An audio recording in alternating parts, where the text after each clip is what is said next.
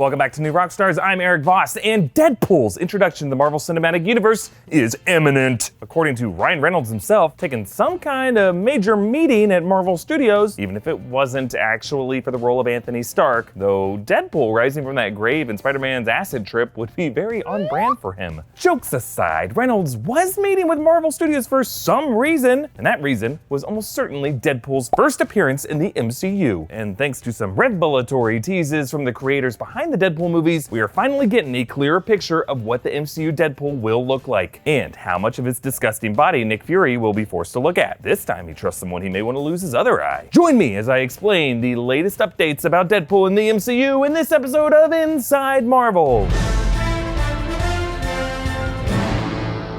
Okay, since Disney's buyout of Fox's Marvel properties was finalized earlier this year, Deadpool was the most popular and promising title from that group. After X-Men Dark Phoenix, Disney head Bob Iger confirmed that while the X-Men and the Fantastic Four would be rebooted under Kevin Feige's stewardship, Deadpool would be the one hero kept as is. He ain't broke, so you ain't gonna fix him, even though fixing his broken self is pretty much his MO. Anyway, the biggest concern with this transition, of course, is the fact that Ryan Reynolds' Deadpool has always been very R-rated, and the Marvel Cinematic Universe, like most verses in House of Mouse, is very family-friendly PG. The exception being the Pixar Cars universe, in which Lightning McQueen and Mater roll around with rotting human corpses inside them because what happened to the humans? Apologies, it's a fixation that I'm desperately trying to get over. Anyway, when it comes to Deadpool, Deadpool 2 director David Leitch has suggested an MCU Deadpool movie doesn't necessarily have to be R-rated, but more recently, Deadpool co-writer Paul Wernick confirmed that Marvel promised to continue to let them play in the R-rated Deadpool universe. So what does that mean? Well, it means that the third Deadpool film will likely be R-rated, as the first two Deadpool movies were, and they will now occupy a corner of the MCU where things can be more violent, more profane, and more obscene. But because this corner is still linked to the MCU, it can contain Easter eggs, direct references, and cameos by actual elements owned by Marvel Studios. Now, this is Deadpool, so jokes and meta commentary about this delicate transition will probably be a big part of Deadpool 3, but instead of cameos like the cast of X-Men Apocalypse in a background room at the X-Mansion, Wade Wilson can now crash land in the Sanctum Sanctorum and complain that Bruce Banner left a pee puddle in that crater. Whereas before we saw Colossus duking it out with Juggernaut, now Colossus can swap lifting tips with the Hulk, Thor, Korg, and Cable can now have a very interesting conversation with Thanos. Expect this Deadpool corner of the MCU to be a more integrated MCU corner than the blocks of Manhattan where Daredevil, Punisher, Luke Cage, Jessica Jones, and Iron Fist took place in their Netflix series. Separate, but with more than just the occasional reference to the Battle of New York or some midtown building conveniently framed in front of the Avengers Tower so that we never see it. In fact, there's a good chance that Deadpool could embrace this separate corner concept with the Marvel Netflix properties. Like he could be the one who reintroduces Matt Murdock, Frank Castle, and the rest to the MCU, joking about how different they look and how weird it is that they never cross paths with superhero that they share a half-mile radius of real estate with. But what exactly will this Deadpool in an R-rated MCU corner look like? Before I continue, thanks to FanPower for sponsoring today's episode. FanPower is a new app that gives fans of any pop culture a way to stay connected with their favorite fandoms. Whether you're into Marvel Comics, episodes of Rick and Morty, any kind of game, you can find over 500 like-minded communities to geek out over what you love. Then your feed will be populated with content to help you discover new fans and collectors. FanPower also curates the best pop culture news from across the internet to keep you up to date on all the stuff that you're into. And for collectors out there, FanPower was built to help you digitize, organize, and show off your collectibles so that you can take your trophy room with you wherever you go. So now I have a mobile way to show off my fandom instead of my wall of lightsabers that I have to try to invite people inside my house to see and no one ever comes to visit. Also, for a limited time, FanPower is giving 2 lucky winners a brand new Nintendo Switch Lite. Ooh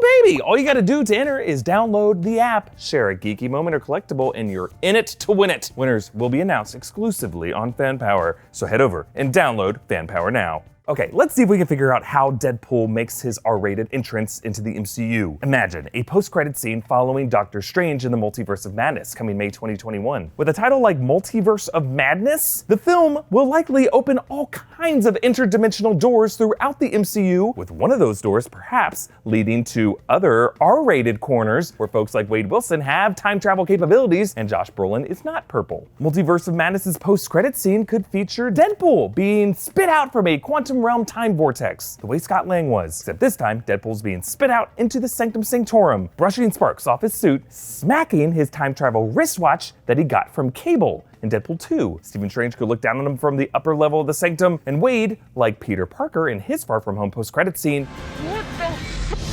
except in this PG-13 corner of the MCU, the swear is censored, maybe by Strange putting on an anti-profanity curse on his mouth, or Strange melts his mouth, like Neo's was. This self-aware censorship could be the running joke of a third Deadpool film set in the MCU sometime after this. Deadpool could stumble in and out of scenarios with the other Marvel heroes who are hanging around, Doctor Strange, Hulk, Thor, T'Challa, and find that every time he tries to be true to himself, he gets shut down in some hilarious way. Like when Deadpool tries to make a sexual gesture, Hulk could just cover it up with his huge hand and block it from a group of gawking school kids. Or when Deadpool tries to swear, Sam Wilson could frisbee the cap shield at his head and shout, "Language." Essentially, we could be looking at a parody film of Spider-Man Homecoming, but with Peter Parker swapped out for the MCU's new homecoming hero, Wade Wilson, struggling to fit in with an Avengers-dominated world that's forcing him to prove himself before he can be one of the guys. A hamstrung Deadpool in the MCU would be just like Peter Parker stuck in the training wheels protocol. Deadpool's training wheels protocol would be for him to prove himself as a team player with strangers who do not play as dirty as he does. And instead of Deadpool 3, it could simply be titled according to the MCU Spider-Man films with their home theme,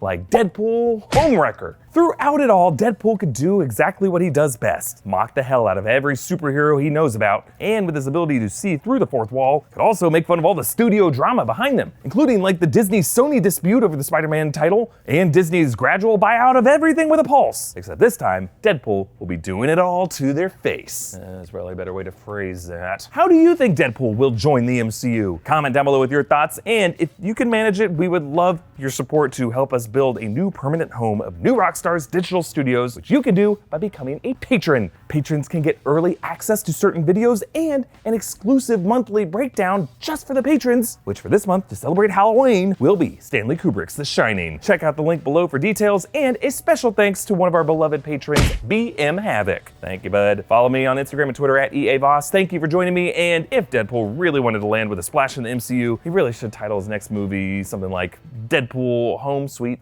Home.